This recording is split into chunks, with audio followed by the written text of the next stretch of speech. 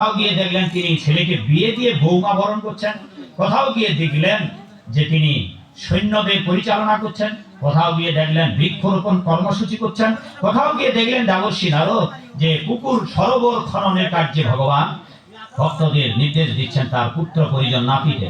এইভাবে দেবর্ষী নারদ, সুখদেব গোস্বামী বর্ণনা করলেন যে দেবর্ষী নারদ গিয়ে দ্বারকা এরকম ডজন ডজন লীলা দর্শন করতে লাগে।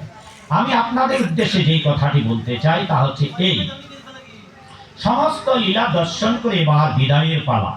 দ্বারকা নগরী থেকে ভগবান শ্রী গোবিন্দের দর্শন লাভ করে কৃপা নিয়ে এবার দেবর্ষী নারদ দ্বারকা পরিত্যাগ করবেন। কারণ দেবর্ষী নারদের উপরে অভিশাপ থাকায় দেবর্ষী নারদ কোথাও গিয়ে বেশিক্ষণ কাটাতে পারেন না, তাই তাকে বিদায় নিতে হবে। গোবিন্দের কাছে মিনতি করলেন, হে নাথ, হে জগন্নাথ, আপনার এই দ্বারকা পুরীতে আসবার আগে আমি সমগ্র ভারতবর্ষ পরিভ্রমণ করেছিলাম।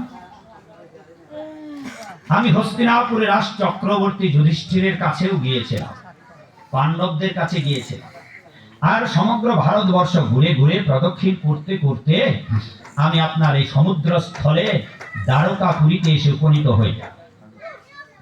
এখন বিদায় নিতে চাই প্রভু, আর যাওয়ার বেলা আপনার কাছে আমার একটা আরতি প্রার্থনা রয়েছে।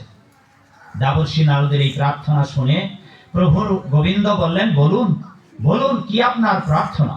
বললেন, হে গোবিন্দ, আমি ভারতবর্ষ ঘুরে ঘুরে দেখতে পেলাম অনেক অলক্ষণ কুলক্ষণ।